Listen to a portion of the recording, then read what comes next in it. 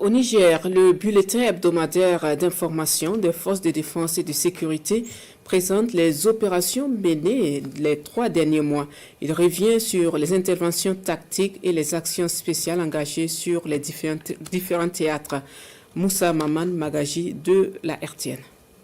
Sur la rive droite du fleuve Niger, au sein de l'opération NIA, le 26 juillet 2026, près de Samira, un mercenaire guetteur a été neutralisé alors qu'il tentait de s'infiltrer discrètement aux abords immédiats d'une emprise militaire en vue d'y recueillir des renseignements.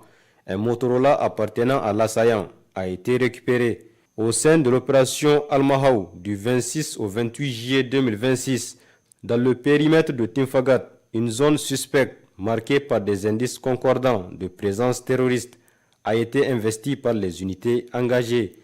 L'intervention a permis de découvrir et de détruire plusieurs refuges servant de base de repli aux mercenaires, d'en neutraliser 4 et de récupérer un important lot de bétail volé abandonné dans leur fuite. Dans le cadre de l'opération Damissa, le 22 juillet 2026, sur la base de renseignements recoupés, les FDS ont conduit une opération ciblée contre un point de franchissement clandestin sur le fleuve Niger, servant de voie de ravitaillement et de mobilité aux groupes armés terroristes. L'opération a permis de surprendre le réseau en pleine activité, d'interpeller plusieurs individus impliqués dans les traversées clandestines et de détruire sur place les pirogues utilisées à ces fins illicites. Au sein de l'opération Chara, le 18 juillet, en début d'après-midi, les FDS ont conduit une opération de bouclage et de fouille d'un marché rural identifié comme point d'appui logistique des groupes armés mercenaires. Cette intervention a permis l'interpellation de 8 complices actifs.